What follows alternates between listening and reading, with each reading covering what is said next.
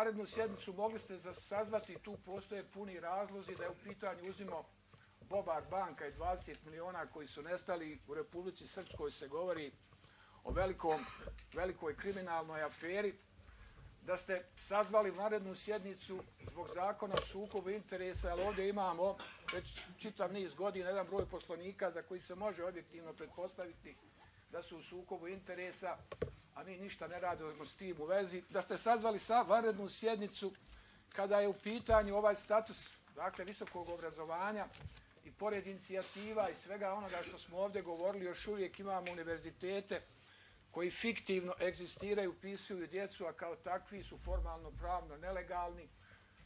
I masu drugih razloga, dakle, koji su tražili da eventualno dođe do vanrednog sazjedanja, a evo vi ste se opredijelili da vis-a-vis ovih razloga sazovete vanredno zasjedanje.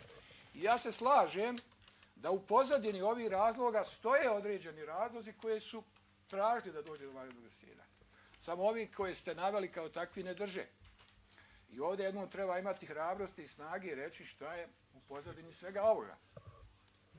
Ono što po mom mišljenju jeste temeljni problem, a to je da imamo zloupotrebu tumačenja statuta kada su u pitanju javna preduzeća.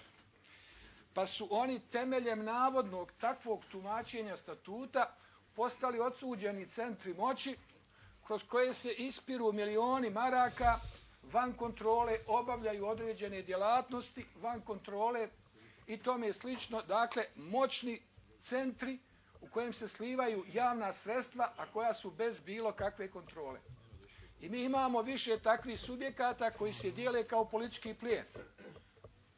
Jedno od njih je javno preduzeće Putevi, drugo je Luka, Fond i imamo javno preduzeće komunalno koje je formirano u nekom drugom političkom kontekstu od određenih ljudi koji su i danas veoma politički aktivni, ali se promijenila relacija odnosa između tih ljudi. Dakle, radi se o javnom preduzeću koje je do kraja otvoreno rečeno pripalo Bošnjacima, Bosancima koji su to u ono vrijeme talili na jedan određen način. Problem je nastao što je među Bošnjacima došlo do podjele. Do ozbiljnih političkih podjela, pa oni koji su nekada bili jako dobri prijatelji, vremenom su se udaljili jedan od drugog. A da iza sebe imaju radni staž, da su preturili kroz svoje ruke mnogo toga, prije toga puno javnih sredstava. A sada su došli u takve odnose gdje se vodi rat do istrebljenja. Jedan i drugi imaju psihološke karakteristike koji se mogu svesti kad bi im dali dunjalog, oni bi rekli da još. I onda to kao takvo vodi jednom ozbiljno, ne samo političkoj, nego i svakoj drugoj borbi. Ta politička borba se prenijela, dakle, između tih ljudi koji su nekad bili prijatelji i na politički plan. Pa danas imamo podijeljene stranke, podijeljene građane, zavisno kako se ko u svemu tome utalio, što dovodi do jako jedne, po meni, nezdrave političke situacije.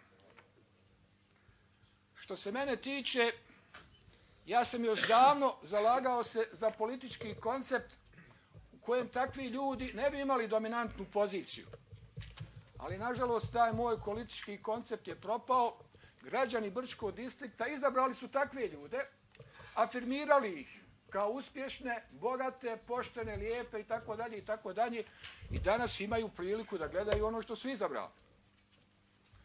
Ono što je možda bilo dobro u ovom ratu koji se trenutno vodi, da je on do tog nivoa da je postojala mogućnost da se oni među sobom istrijebe. Možda bi to bio dobar rezultat, mislim u političkom i simboličkom smislu. Međutim, koliko i ja poznajem, oni su takvog materijala da će se prije nešto meni ovako načisto desiti, a da će oni kao takvi opstati. Dakle, dobar kvalitet, dobra podloga. I naravno, sve se to pretvorilo u jedan rat do istrebljenja, koji na neki način komplicira čitavu situaciju i ovdje se skupština šuška, dijeli ko će kako glasati, zavisno ko se s kim, na koji način uktalio.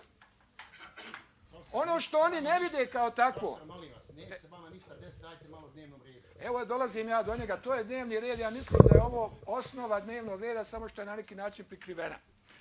Ono što oni ne vide, a što je veoma bitno, da ove podjele koje mi imamo neće dovesti do pobjednika, nego da oni služe trećeg gospodara.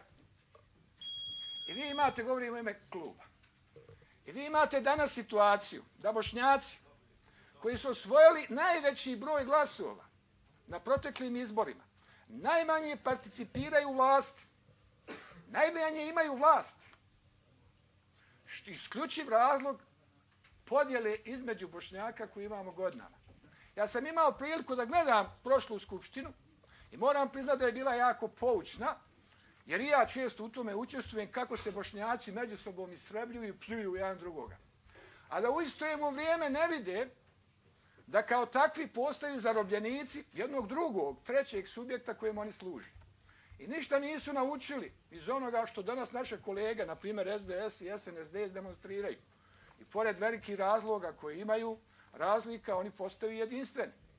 A kada su u pitanju Bošnjaci, mislim da je doktor Purić jednom dobro to konstatirao i dao pravu dijagnozu našeg stanja.